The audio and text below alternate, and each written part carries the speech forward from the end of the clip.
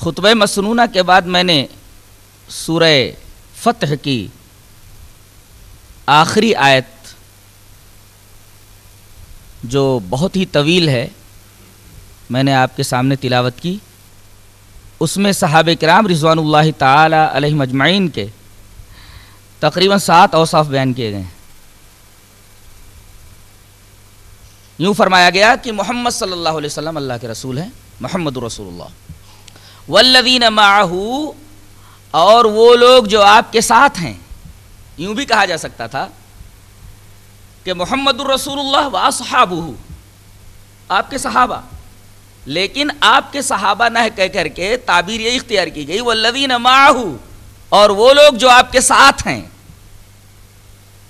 اس تعبیر سے اشارہ کرنا اس بات کی طرف مقصود ہے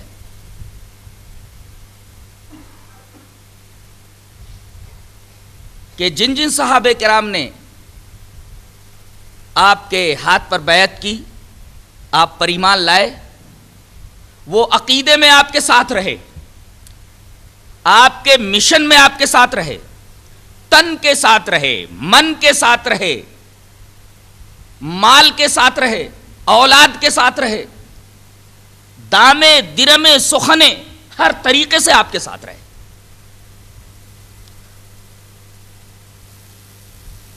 زندگی میں کبھی انہوں نے نبی کریم صلی اللہ علیہ وسلم کی یہ معیت نہیں چھوڑی, یہ ساتھ نہیں چھوڑا. ہر حکم کے اوپر انہوں نے سر تسلیم خم کیا.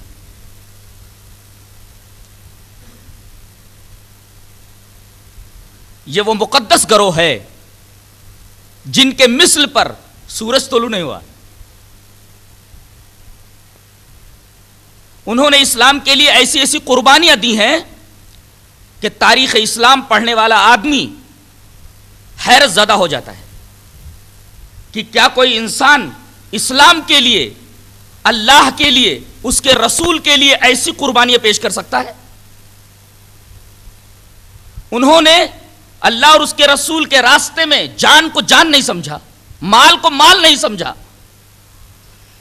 ہر حکم کے اوپر انہوں نے صرف آمنا کہا ہے, صدقنا کہا ہے. ایسے ہی کسی کو رضی اللہ عنہم و رضوا عنہ کا سرٹیفکیٹ نہیں ملتا ہے. اپنا سب کچھ انہوں نے اللہ اور اس کے رسول کی راہ میں قربان کر دیا, تب جا کر کے انہیں یہ سرٹیفکیٹ ملا ہے.